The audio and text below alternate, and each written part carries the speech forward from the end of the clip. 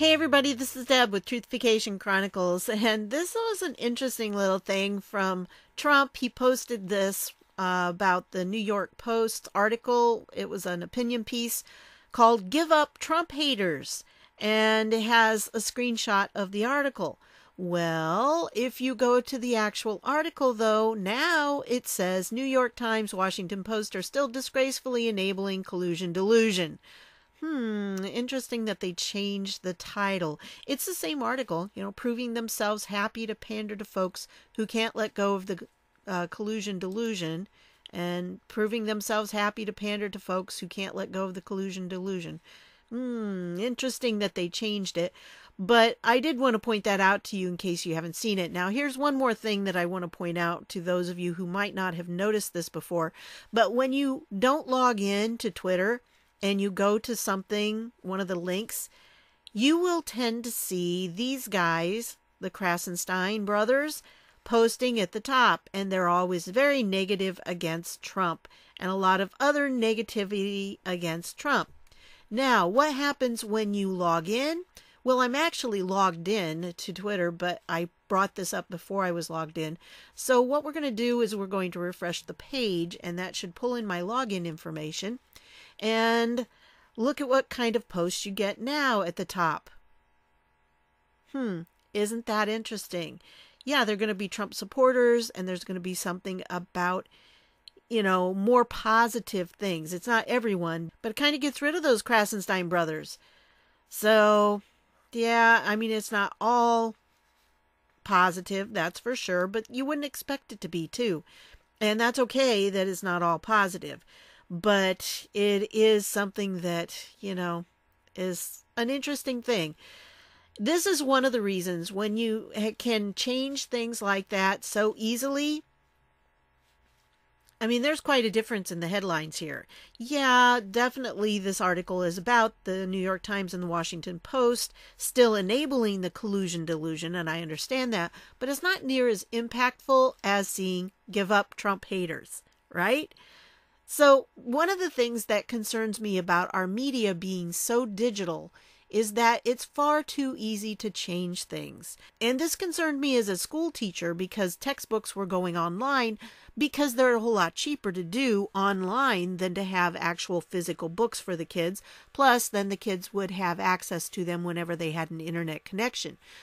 But the problem with it is, how do you know what they're putting in those books from moment to moment? Because it can be changed at the blink of an eye. Very easily done. Just a few keystrokes and it can say something different. So how do you know that the content that is in those textbooks that the kids have online, that they're looking at and referring to and reading and studying, how do we know for sure that that's the same content that we approved of? Because when textbooks are adopted, they go through a process where they are reviewed by a committee of parents and teachers.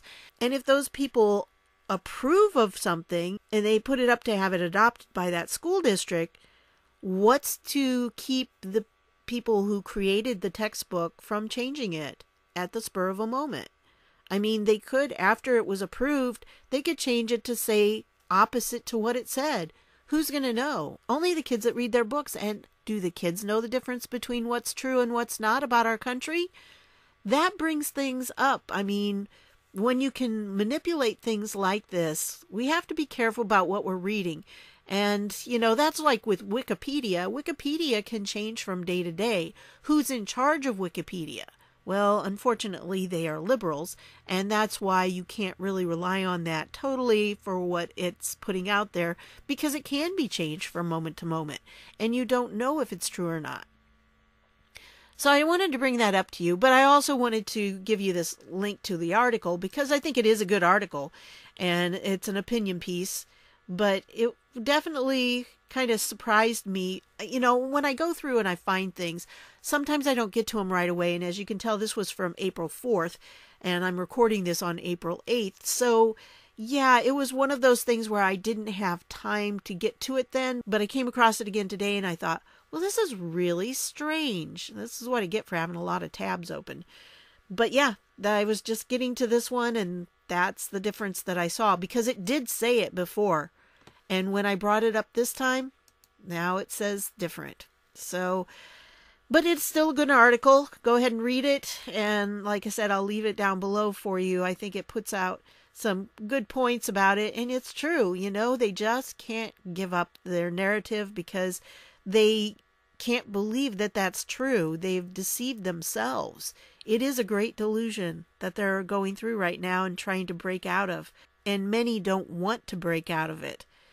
So that's what they're fighting against. But anyway, I wanted to put that out there for you and give you a little bit insight to it because, you know, things change and you have to be very careful about when you screenshot things and when you access things because they're not necessarily the same every day. And that's just something I wanted to make sure you understood.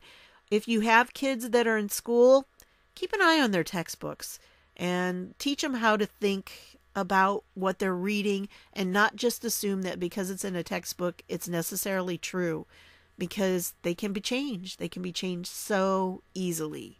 This is what our society has come to because of the internet connection. Now, the internet is great. It's wonderful. Believe me, I love it. But we have to learn how to be better thinkers, more discerning of what we're reading because of how easily it can all be changed. And we've got to be on our toes about it. Keep our eyes open. Make sure when you see things like this, you take note of them because very interesting that this screenshot is so different from what we have here. So I want to thank you for stopping by and I'll see you all later.